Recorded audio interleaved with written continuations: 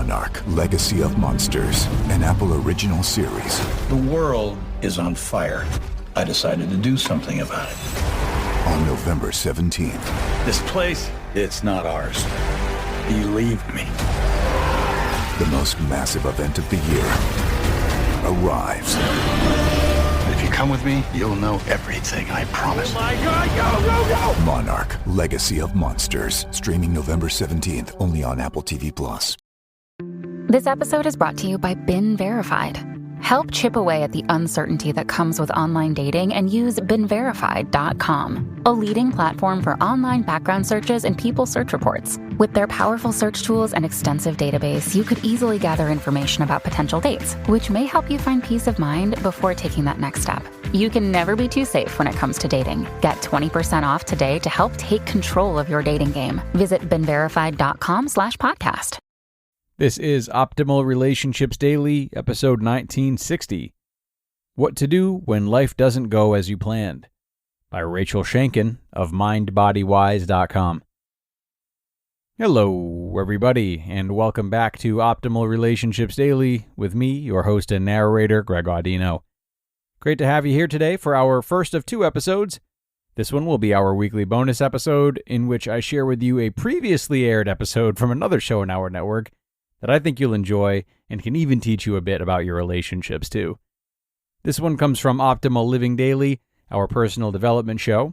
So with that, here is OLD narrator Justin with his narration and commentary as we optimize your life. What to Do When Life Doesn't Go As You Planned, by Rachel Shanken of MindBodyWise.com. What happens when your life is beyond your control? When life doesn't go as planned? When your reality falls short of your fantasy? Maybe you've always dreamed of a perfect job where you get to travel the world, eat wonderful food, meet wonderful people, and do work that you feel passionately about every day. Or maybe you dreamed of the most wonderful partner to share your life with, one who loves you so deeply that he or she would take a bullet for you, or more simply, have breakfast brought to you in bed. Maybe you've envisioned their fantastic sense of humor, their charm, their intelligence, their dashingly good looks, their professional success, and their easy to get along with nature that makes conflict almost impossible. Then reality happens. You find a great job, but it's not quite as you imagined. You get to travel, but maybe not to exotic places, and it only allows you a small budget for meals. Maybe it's work that you like some of the time, but find boring or unfulfilling other parts of the time. Maybe you find a wonderful partner, but you don't walk off into the sunset with them happily ever after. Maybe they lovingly support you most of the time. They show they care about you very deeply, but in some way they don't match up identically to the fantasy that you've created in your mind over the course of your life. Now here you are in a job you like but don't love, and in a relationship that works well, but isn't matching with the dream of near perfection that you always had. What do you do with this? Most people feel a sense of frustration, loss, grief, or even shame and embarrassment about the gap between the fantasy they created and the reality that they have chosen. Remember that worrying will not change the outcome. They may not even realize that they are dissatisfied because their fantasy and their reality are disparate. A fantasy is just that, a fantasy. Nothing matches up to a dream identically. Nothing is perfect. Nothing is pure. Wonderful jobs always have some drudge work, or a boss you don't like, or an environment that isn't like ideal. Great relationships have hiccups and bumps, and sometimes mountains to climb. It's these imperfections and challenges that help us to grow even though they often aren't pleasant. Learn to let things you cannot control go. It's important to remember that crafting fantasies is a normal part of being human and serves us well in many ways. It's fun to use the creativity of your mind to experience something beyond your current scope of reality. If you ever enjoyed a movie, then you know how much fun it can be to lose yourself in a world that is made up. However, sometimes the gap between fantasy and reality in our own lives causes painful feelings to emerge. Here are some tools for moving through this gap with grace, and sometimes stumbling less than gracefully. It helps to use each tool in this order. Number 1, name the fantasy a fantasy. Before all else, you need to know that you're comparing your reality to a dream you've conjured up. Once you name your fantasy a fantasy, it helps to address your feelings of disconnect between what's actually happening and what you had imagined. Number 2, lean into vulnerability. We all create imaginary circumstances. Have you ever imagined winning the lottery? Of course you have. There's no shame in this. However, it can feel vulnerable, uncomfortable, or scary to recognize that you've been comparing your reality to a dream. If you try to push these feelings away, the pain just remains underneath and it eventually surfaces. How can you honor what you're feeling without judgment and criticism?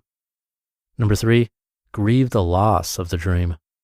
Now that you've named it a fantasy and experienced the vulnerability of having feelings about the differences of your fantasy and your real life, it's time to grieve the loss of the fantasy. The reality that doesn't match up with your imagined dream is a loss. It's the end of an adventure that you've been on in your mind for some time.